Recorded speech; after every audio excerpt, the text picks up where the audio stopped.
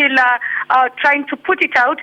What we have right now is the cabinet secretary in charge of transport, that is the department that is in charge of the airport, saying that the airport will be closed indefinitely. Flights flying in or out of the Jomo Kenyatta International Airport have been suspended, and that by the end of the day, the whole airport will be evacuated. Yeah.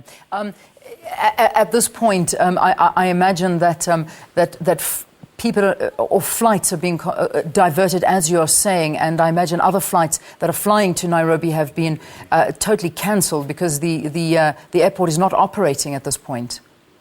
Yes, and what is going to happen is that business will be affected for the better part of the week now because the Jomo Kenyatta International Airport is the main gateway airport in and out of the East African region.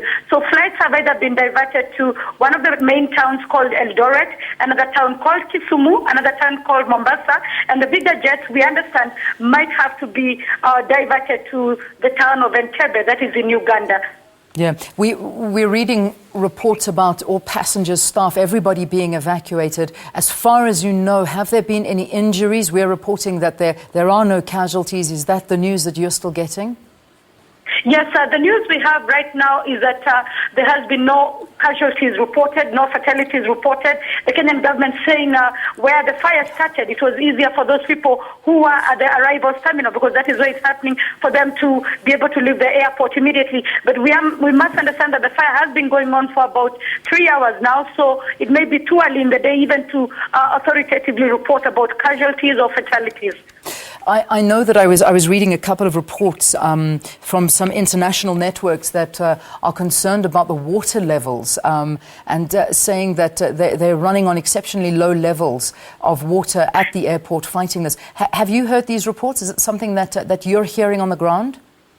Yes, we've had that, and what we understand is that now there has been reinforcement from the Kenya Defence Forces and from other private security firms that provide water to the airport. As I speak now, I can still see smoke from the airport. The fire is still on, and we understand that the government had earlier requested for private security firms to come in and assist in putting out the fire, admitting that they had been overwhelmed by the magnitude or how big the fire was. All right. Sarah Kimani is in Nairobi, Kenya, talking to us about the fire at the main airport, a very important airport in East Africa that is currently being gutted by a fire. She is there. We will continue to talk to her throughout the morning to get the latest developments from there. I'm sure that we also have a crew that are making their way to the scene of the fire as well.